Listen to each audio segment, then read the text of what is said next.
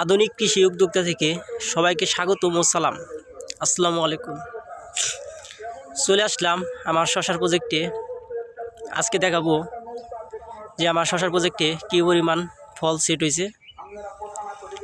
তো চলেন, এই যে এই লাইনে প্রত্যেকটা গাছেই মোটামুটি ভালো ফল সেট হয়েছে, প্রায় গাছেই একটু করে আছেই। দেখতেই পারছেন শশা সাইজটা মোটামুটি হয়ে গেছে। তো 3 থেকে 4 দিন লাগবে এটা সাইজ হয়ে গেতে। দেখতেই পারছেন প্রত্যেকটাই গাছেই আছে। আমি একটু সুন্দর করে দেখিয়ে দিচ্ছি, দেখেন আছে।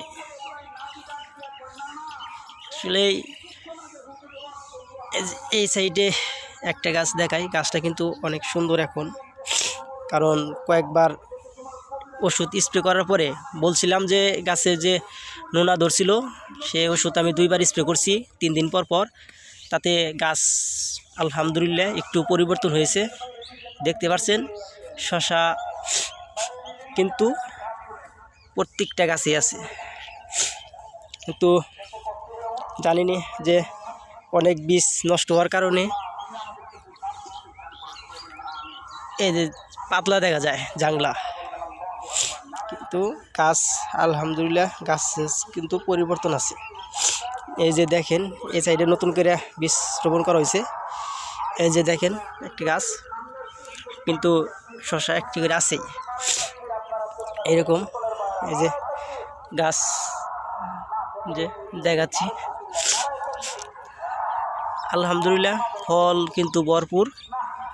এই যে দেখেন এটার সাইজ কিন্তু দেখছেন শশার, এটার মধ্যে হয়তো বোমরা ধরে নাই, এটা একদম ফ্রেশ আছে। এটা কালারটাও কিন্তু 100 দেখতেই পারছেন।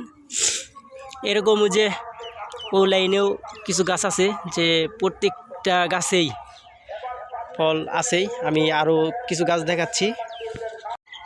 এই লাইনে কিছু গাছ আছে যে এখানেও আলহামদুলিল্লাহ এই যে দেখেন এই যে এই গাছও আছে একটি। এই যে দেখতেই পারছেন এই যে এক গাছ, কিন্তু এটা কোন দেখতেই তো পারছেন কতটুকু লম্বা হয়েছে, উপর দিকে না উঠে একভাবে যাইতেছে। যে যে এই বড় বড় আছে দেখতেই পারছেন প্রত্যেকটা গাছে। এই যে শশা যেগুলো বেগা দেখতেছেন এইগুলো আসলে বেগার কারণে ওই বোমরাগুলো যেখানেই ছিদ্র করে, ছিদ্রকারী যে একটা পোকা আছে ওখান থেকেই নষ্ট করে ফেলে। এই যে দেখতে পাচ্ছেন এই বড় বড় আলহামদুলিল্লাহ অনেক ভালো শশা আছে।